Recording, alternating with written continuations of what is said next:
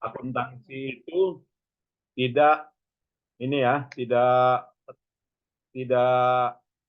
apa namanya, hmm, selalu bisa menyesuaikan dengan kondisi yang ada, ya. Fleksibel ya. Nah, artinya accounting under ideal condition. Nah, ini topiknya. Nah, jadi di topik chapter ini gitu ya, kita juga masih membahas mengenai bahwasanya perlunya uh, tidak menggunakan satu prinsip gitu ya. Dengan kata lain, ada pengukuran campuran gitu ya. Pengukuran campuran untuk mengukur relevansi dan juga reliabilitas ya. Relevansi dan juga reliabilitas kalau kita berbicara mengenai akuntansi nilai sekarang ya. Nah, jadi akuntansi nilai sekarang berbicara mengenai situasi yang pasti saat ini gitu ya.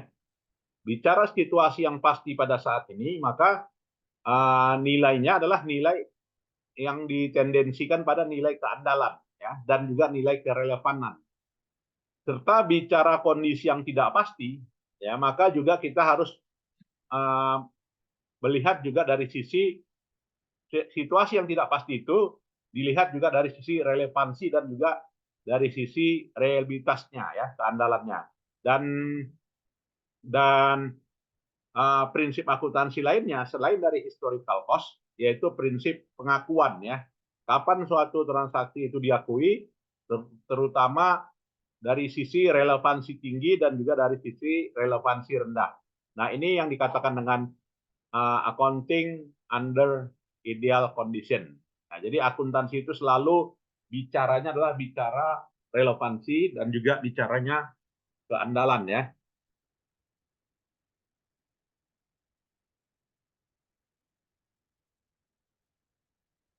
Ya. Nah, bicara situasi kondisi yang pasti, maka semuanya kondisi ideal yang pasti, maka semuanya didasari pada asumsi ya kan. Asumsinya kalau kita punya uang kas gitu kan.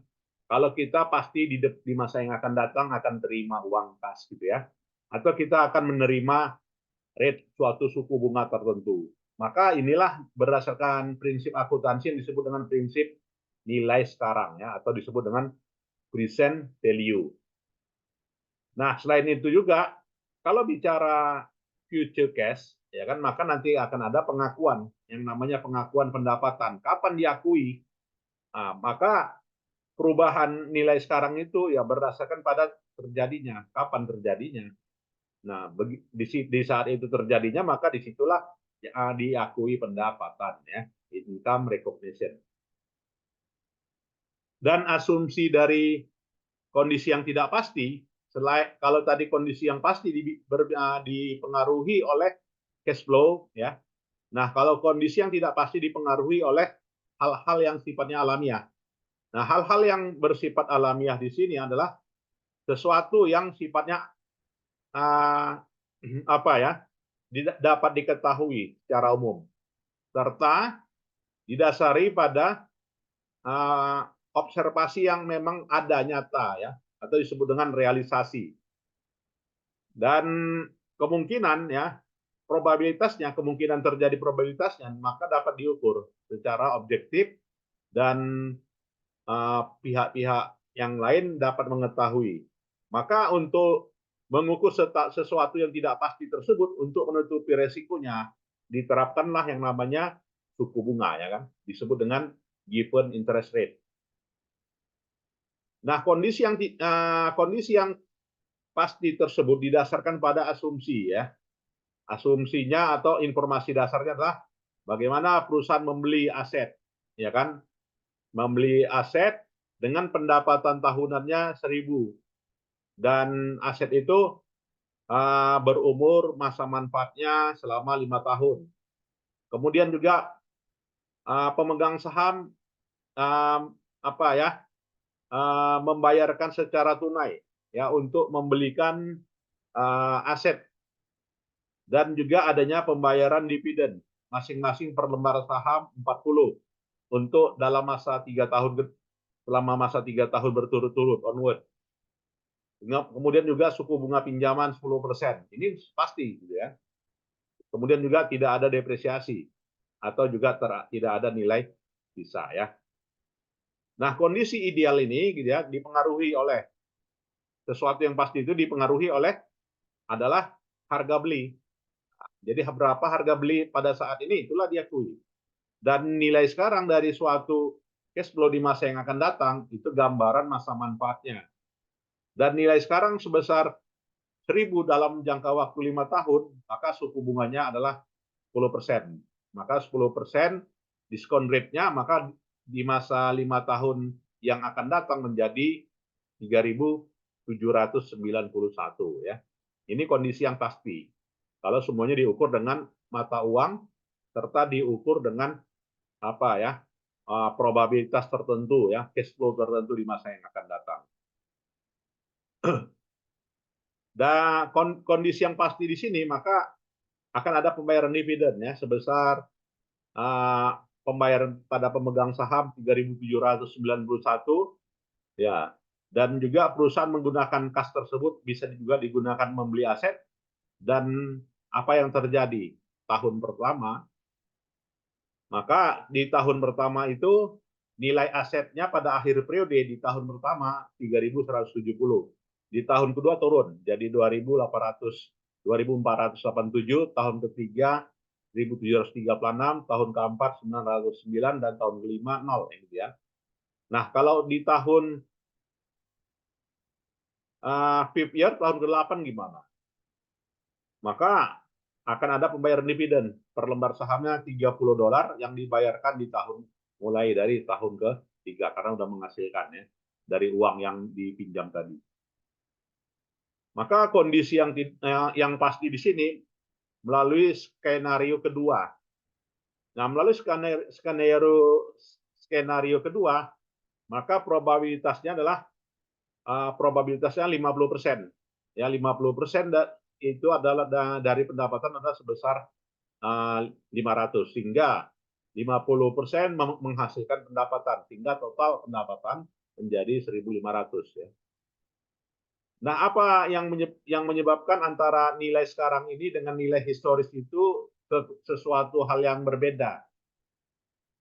Nah, antara historis dengan prinsip historis dengan prinsip current value itu berbeda, maka dipengaruhi oleh akuntansi nilai sekarang. Ya, akuntansi nilai sekarang kalau yang tersaji di neraca ya, maka nilainya semua tersaji di neraca ya. Di laba rugi gimana? Nah, di laba rugi tidak penting. Kenapa? Ya karena perubahan nilainya adalah perubahan dari sudut pandang ukuran saja ya. Nah, itu kalau di current value. Kalau di historical cost, yang paling pengaruh itu historical cost adalah di income statement. Ya, kenapa di income statement? Karena akan menimbulkan yang namanya gain and loss gitu ya. Atau disebut dengan sold and gain. Nah, jadi historical cost itu berdampak terhadap income statement ya. Sedangkan current value itu berpengaruh pada balance sheet. Itu bedanya ya. Kalau di neraca nggak berpengaruh ya, yang historical cost. Kenapa ya? Karena laba yang tidak terrealisir serta rugi tidak terdisir, tidak terlihat. Ya, artinya ini adalah sudut pandangnya sudut pandang perspektif informasi, sedangkan nilai sekarang adalah perspektif ukuran.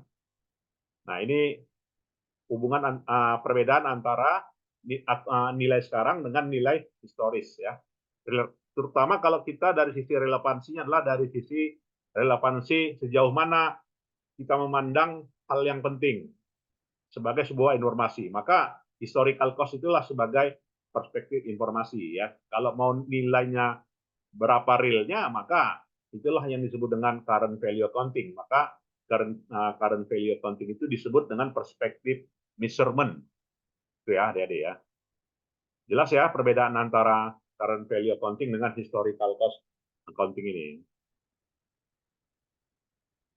Nah, berdasarkan dua kondisi itu gitu ya, maka untuk kondisi uncertainty lainnya adalah dapat menentukan berapa nilai saat ini serta pendapatan yang diperoleh, yang diakui. maka pendapatan yang diperoleh atau yang diakui itu disebut dengan nilai present value accrued. Maka kalau kita kalau kita bandingkan ya antara historical cost dengan yang namanya apa tadi gitu ya, current value. Saya mau beli saham gitu kan. Saya mau membeli saham perusahaan A. Ya kan? Maka informasi mana yang mau disodorkan pada saya? Saya mau laporan keuangan historis atau laporan keuangan nilai sekarang? Maka saya dianggap sebagai orang yang memerlukan gitu, sisi relevansi dan sisi reliabilitas. Nah, sekarang relevan itu adalah dapat memberikan informasi ketika diperlukan ya. Sedangkan reliable dapat bebas dikatakan bebas dari bias ya. Nah, bebas dari bias. Maka dari sisi relevansi dan juga dari sisi reliabilitas, maka informasi yang dianggap relevan adalah informasi kinerja masa akan datang ya. Sedangkan dari sisi reliabilitas, informasi reliabilitas maka dianggap sebagai informasi yang bebas dari bias.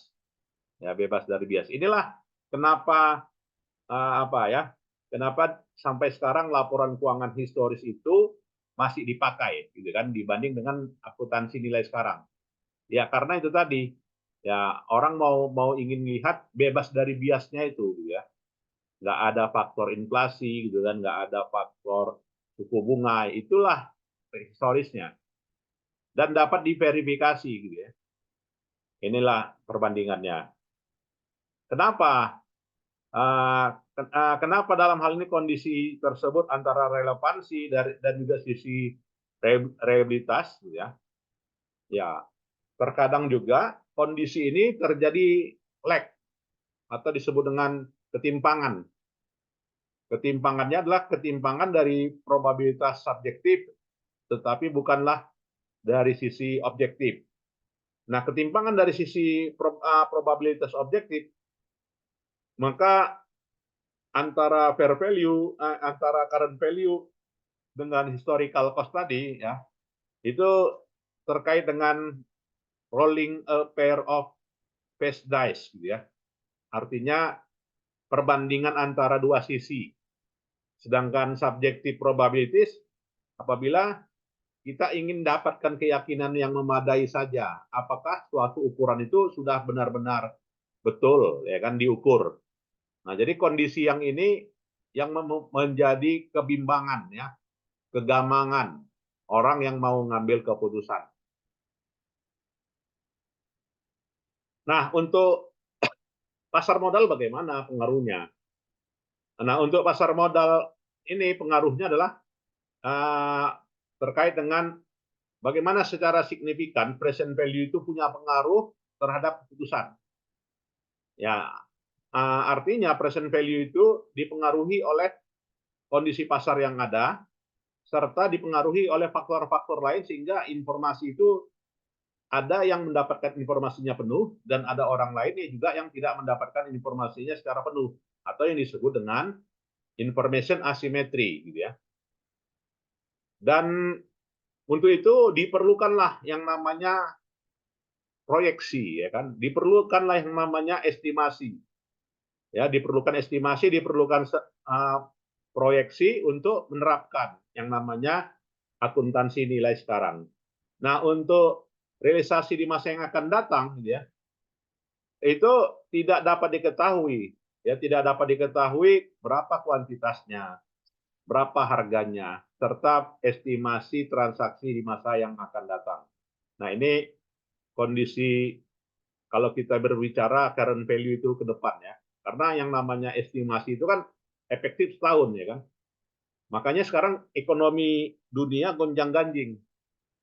2 tahun ke depan gimana? 3 tahun ke depan gimana? Tahun keempat gimana? Mulai dari kuantitas itu nggak dapat diketahui kan. Kalau 1 tahun oke lah. Makanya selalu estimasi dan juga proyeksi itu selalu mengalami revisi setiap tahun ya karena hanya lebih tepat atau error term-nya lebih relevan pada saat pengukuran estimasi 1 tahun aja, gitu ya. Jadi future state realization, gitu ya, yang realisasi di masa yang akan datang itu dapat diketahui estimasinya, kuantitas penjualannya, harganya, dan juga timingnya. Nah, untuk estimasi itu membutuhkan yang namanya kemungkinan. Ya, kalau bicara membutuhkan kemungkinan, maka terjadilah yang namanya subjektivitas. Ya, subjektivitas berkaitan dengan nilai sekarang tersebut.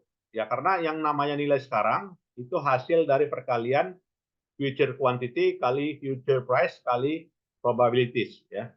Jadi estimasinya berdasarkan pada subjektivitas yang dianggap hal yang lumrah, gitu ya. Nah, kemudian kita melihat bahwasanya dalam apa ya, akuntansi nilai sekarang kondisinya boleh disimpulkan dari sisi relevansinya lah dianggap lebih relevan, ya, untuk menggambarkan suatu estimasi, gitu ya. Sehingga akan tetapi estimasi itu akan makin menurun lah dari sisi keandalannya. Jadi dari sisi relevannya kuat, tetapi dari sisi keandalannya lemah. Dan antara relevansi dengan realitas ini saling tarik-menarik. Artinya bukan hubungan linear dan juga hubungan apa ya, bukan hubungan yang searah, tetapi hubungannya tarik-menarik. Kalau dia realitasnya meningkat, realitasnya turun. Atau realitasnya turun, realitasnya meningkat. Gitu kan? Nggak hubungan yang linear ya. Nah, inilah gambarnya. Kalau tidak hubungan linear, berarti dia grafiknya turun gini dia. Ya, turun gini artinya di saat relevansi meningkat, tetapi realitasnya turun. Nah, ini kan, kalau dia relevansinya 1, maka realitasnya bisa tinggi, gitu kan? Bisa 10. Atau realitasnya 5, maka relevansinya 7. Tarik-tarik menarik ya. Ini ya.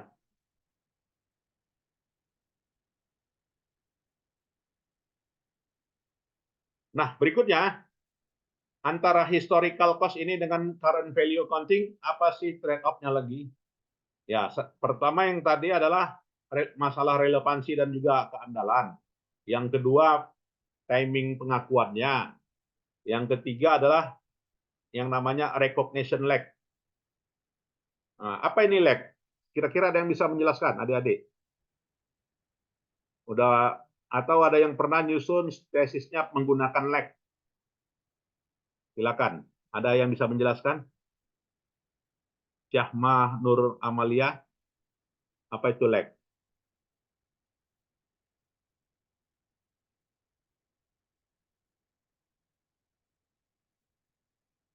Gimana? Atau ada yang tahu? Ya, Pika mungkin? Muhammad Reja? Siapa yang bisa menjelaskan apa itu lag? Nurhaliza? Ramadan Diansyah, silakan. Siti Nur Malalubis? Lag bukan berarti perlambatan, Pak. Ya, perlambatan. Bisa nggak diberikan contohnya? Bagaimana?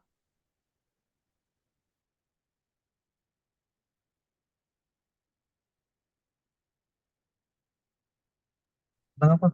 Kalau perlambatan pencatatan laporan keuangan bisa, Pak? Nah, kalau dia yang namanya lag, gitu kan, misal kita mau memprediksi harga saham 2025, berapa sih harga saham Unilever? Dampak dampak dari boykot, gitu kan? Boykot karena Israel misalnya.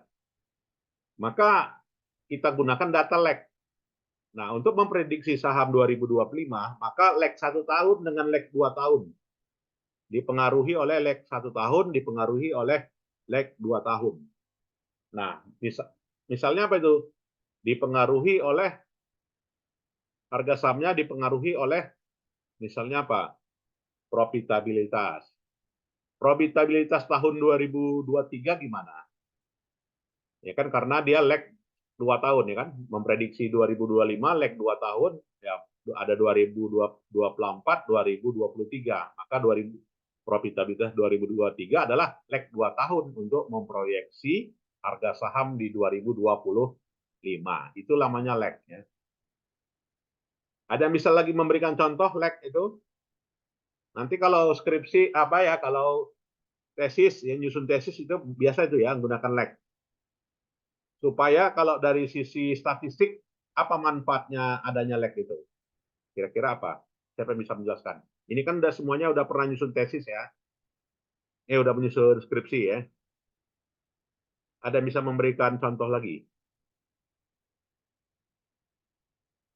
Siapa?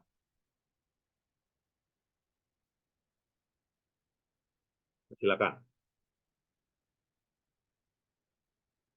Ada?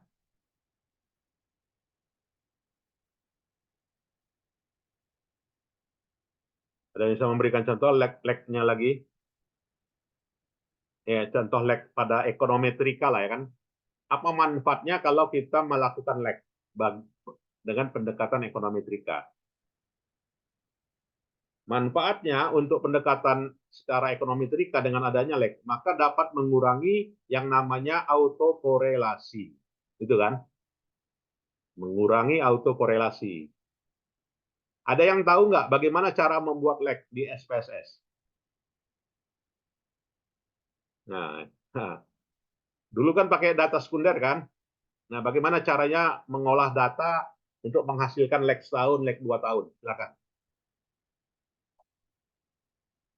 Dari menu apa di SPSS?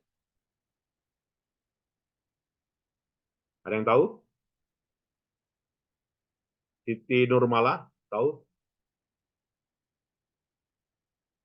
Yaitu dari menu transform ya di SPSS. Jadi lag, misalkan lag penjualan, ya lag penjualan LAG sama dengan LAG lag. Dalam Excel pun gitu juga ya. Nah, jadi LAG dia. Jadi turun dia 2 di apanya ya, di barisnya ya, di row-nya turun. Nah, itu ya. Kemudian matching of cost and revenue. Nah, jadi perbedaan trade off itu karena perbandingan antara biaya dengan pendapatan ya.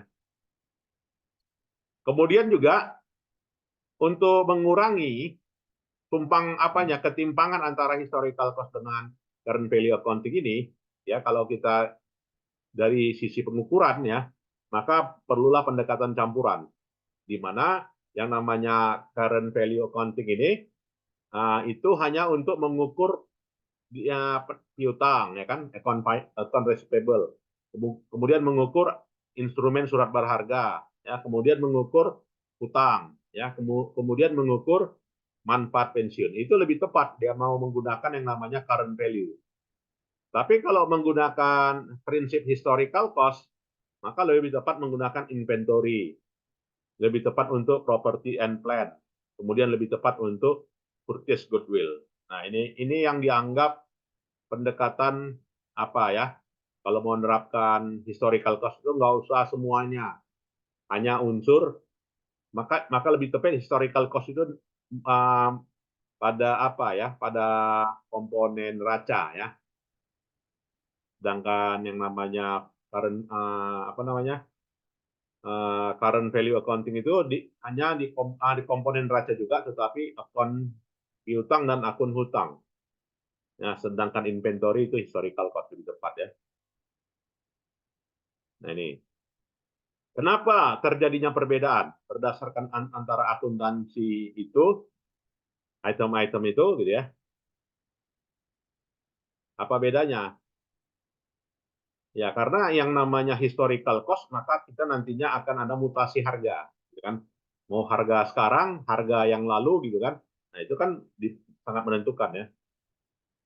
Begitu juga property and plant, karena berhubungan dengan depresiasi, gitu kan? Maka historical cost lebih relevan dibanding current value, itu ya. Kemudian juga bagaimana keberadaan keandalan kebenarannya terhadap laba rugi. Nah, kebenarannya terhadap laba rugi ini merupakan dari kondisi in conflict market. Jadi didasari pada pasar ya untuk cadangan minyak dan gas serta informasi asimetri lainnya ya. Jika nilai pasar ya tidak dapat menggunakan market value, maka gunakanlah yang namanya diproksikan itu sebagai proksi present value. Jika menggunakan estimasi, ya present value itu estimasi, maka kebenaran yang namanya laba rugi, penyajian laba rugi dengan menggunakan present value, kalau menggunakan estimasi sangat diragukan, ya, karena nggak ada yang bisa memprediksi harga. Maka selalu persamaan itu selalu ada error term ya, itu. Dan implikasi bagi akuntan bagaimana? Perbedaan antara current value accounting ini dengan historical cost. Nah, bagi akuntan, sehingga akuntan not needed, nah, tidak memerlukan jika kebenaran dari laba rugi itu tidak dapat dijustifikasi, ya. Artinya nggak perlu kali. Ya. Serta menggunakan berdasarkan judgment pertimbangan ya terhadap estimasi laba rugi ya. Jadi akuntan menggunakan prinsipnya yaitu menggunakan kearifan dirinya ya yang disebut dengan judgment untuk mengestimasi income karena adanya perbedaan relevansi dan juga keandalan dari apa tadi ya current value dengan historical cost. Kemudian juga diperlukan pertimbangan esensinya terhadap profesi. Nah, itulah implikasinya ya adik-adik sekalian. Ya, mungkin ada yang mau kita diskusikan, silakan. Di pertemuan kita keberapa ini? 5 ya, atau 6?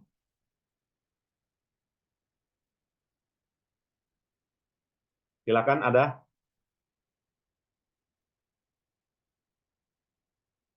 Ya, baik. Kalau tidak ada, saya kira itu saja ya. Kita sudahi lah ya.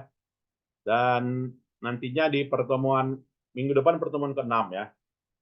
Untuk itu nanti judul UAS-nya saya kirim ya. Dan nanti kita dalam bentuk paper.